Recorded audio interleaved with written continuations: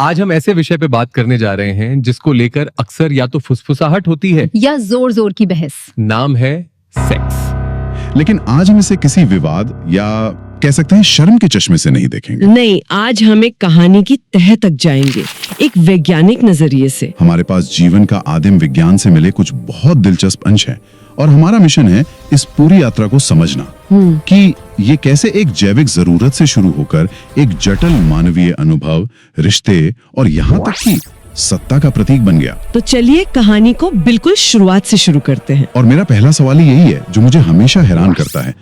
अगर जीवन बिना सेक्स के भी चल सकता था और करोड़ों साल तक चला भी, तो फिर इसकी जरूरत ही क्यों पड़ी? ये सवाल ही इस पूरी चर्चा की नींव है और इसका जवाब हमें इंसानों की कहानी से बहुत बहुत पहले ले जाता है। कितना पहले? हमें अपनी कल्पना को लगभग 4 अरब साल पीछे ले जाना होगा, जब हमारी धरती आज जैसी बिल्कुल नहीं थी। 4 अरब साल। जैसा कि रिसर्च में बताया गया है, इसका जो वर्णन है वो तो किसी साइंस फिक्शन फिल्म जैसा लगता है। हाँ बिल्कुल। हर तरफ आग उगलते ज्वालामुखी, आसमान में जहरीली गैसें और समुद्र मानो खौल रहे हों। कोई पेड़ नहीं, कोई जानवर नहीं, इंसान का तो ख्याल ही दूर की बात है। और इसी उथल पुथल में जीवन की पहली चिंगारी जली, एक कोशिका वाले बहुत ही सरल जीव। बिल्कुल। और इन शुरुआती जीवों के पास अपनी संख्या बढ़ाने का एक बहुत ही सीधा और कारगर तरीका था। उन्हें किसी साथी की जरूरत नहीं थी, कोई झंझट नहीं। वे बस खुद को बीच से 2 हिस्सों में बांट लेते थे, 1 से 2 हो जाते थे, जिसे एसेक्सुअल रिप्रोडक्शन कहते हैं। हाँ, और ये इतना सफल तरीका है कि बैक्टीरिया आज भी अरबों साल बाद इसी तरह अपनी आबादी बढ़ाते हैं। तो यहीं पर आकर मामला उलझ जाता है। देखिए, इवोल्यूशन का नियम तो यही है कि जो सबसे आसान और कारगर तरीका हो, प्रकृति उसे ही अपनाती है। सही बात है। तो फिर प्रकृति ने ये इतना मुश्किल, इतना मेसी रास्ता क्यों चुना? मतलब खुद को कॉपी करना कितना आसान है। हाँ, जबकि सेक्स में एक साथी को खोजना पड़ता है, ऊर्जा खर्च होती है, कितना कुछ दांव पर लगता है। इसमें कोई तो बहुत बड़ा फायदा छिपा होगा। और उस फायदे में ही सेक्स की कहानी का सबसे बड़ा राज छिपा है। जवाब एक शब्द में है, विविधता। आनुवांशिक विविधता, जेनेटिक डाइवर्सिटी। हाँ, देखिए, जब कोई जीव सिर्फ अपनी कॉपी बनाता है तो हर नई पीढ़ी बिल्कुल पुरानी पीढ़ी की फोटोकॉपी होती है। उनमें कोई फर्क नहीं होता, कोई नयापन नहीं। बिल्कुल।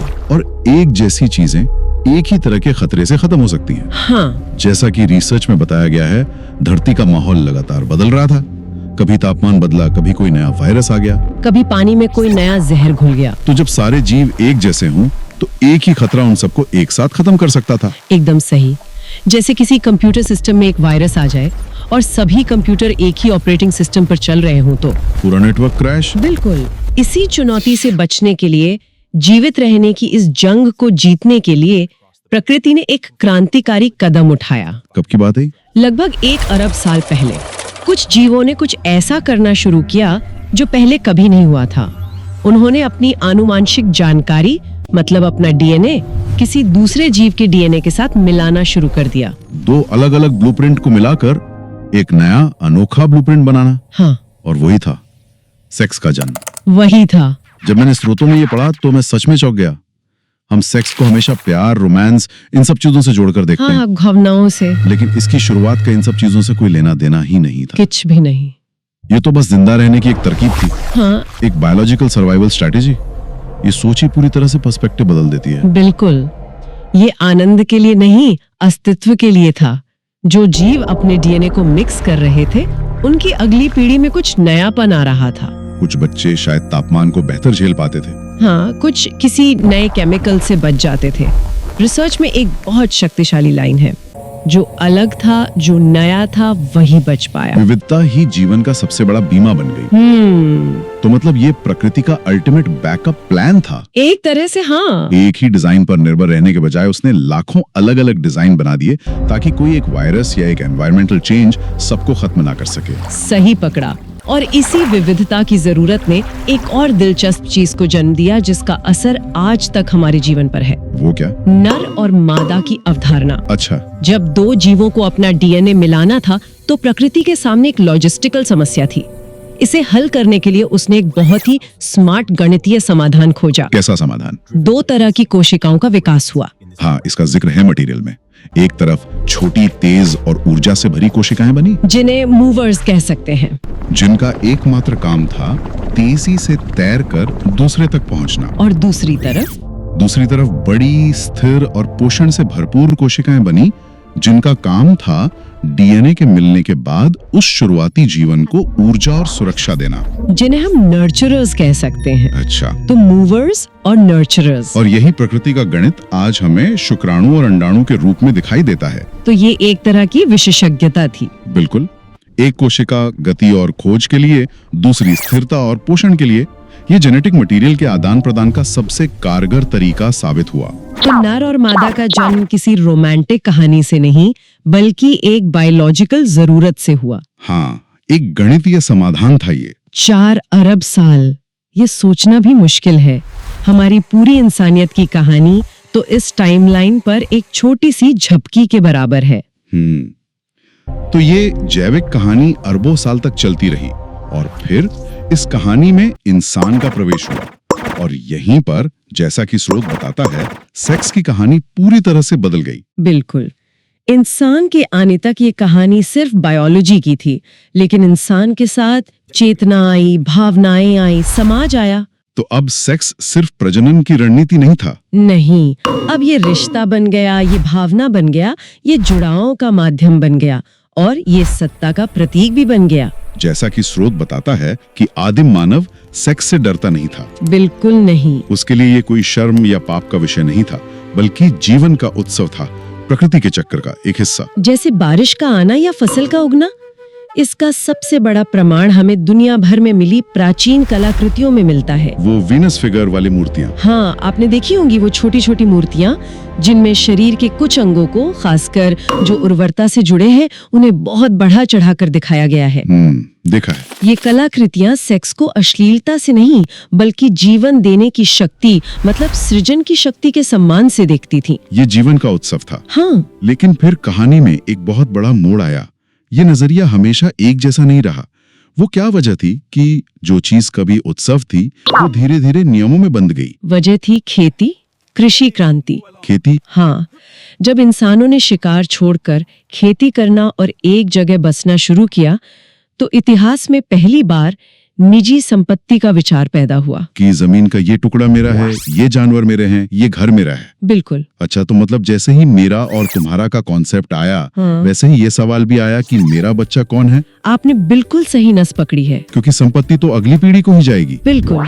जैसे ही विरासत का सवाल खड़ा हुआ, ये सुनिश्चित करना जरूरी हो गया कि अगली पीढ़ी अपनी ही है। और यहीं से सेक्स पर नियंत्रण की जरूरत महसूस हुई। हाँ, ये जानना जरूरी हो गया कि किसका बच्चा कौन है, ताकि वंश और संपत्ति सही हाथों में जाए।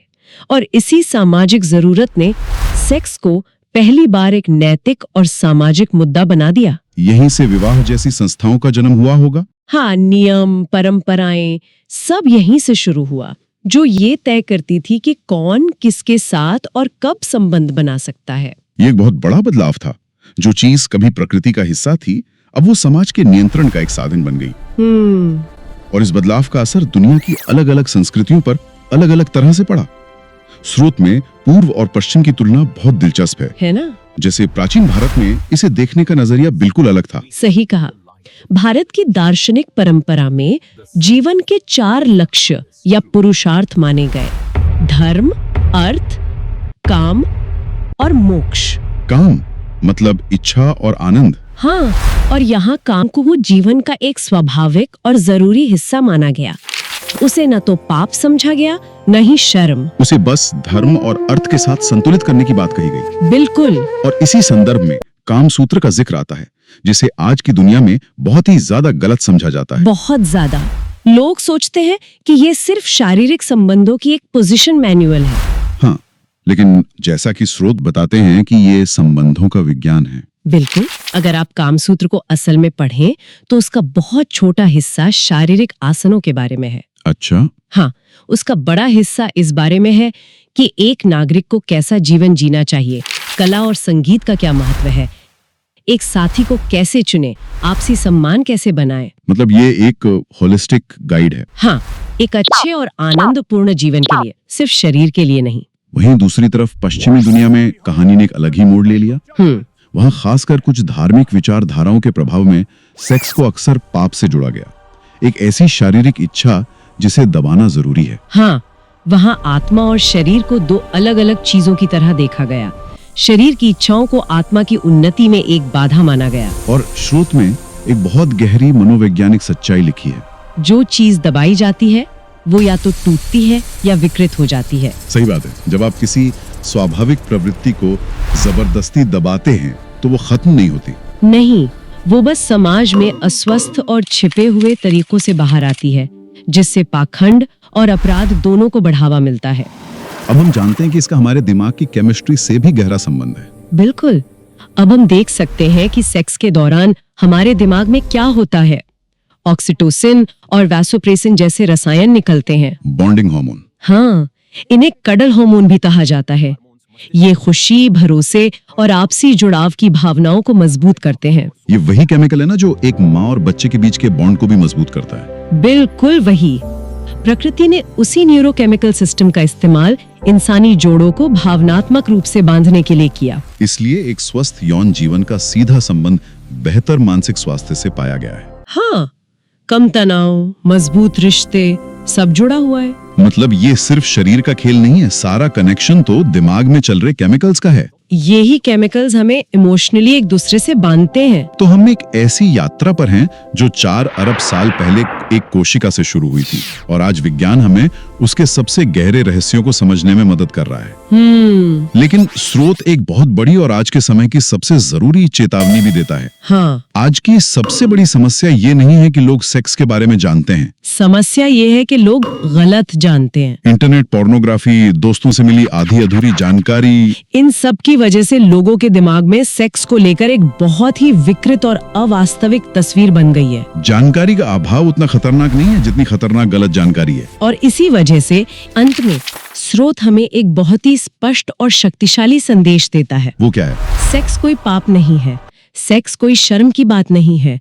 यह जीवन का सबसे पुराना विज्ञान है। यह हमसे पहले था, यह हमारे साथ है और यह हमारे बाद भी रहेगा। यह जीवन की निरंतरता का आधार है, सृजन का मूल है। बिल्कुल। और अंत में ये पूरी चर्चा हमें एक बहुत जरूरी सवाल के साथ छोड़ जाती है, जो शायद हर सुनने वाले को खुद से पूछना चाहिए। असली सवाल सिर्फ इतना है कि हम जीवन के इस सबसे पुराने विज्ञान को समझदारी और सम्मान से अपनाते हैं या डर और अज्ञानता से। आप देख रहे हैं फैक्चुअल प्रेजेंटेशन, जहां हर जानकारी होती है सिर्फ तथ्यों पर आधारित।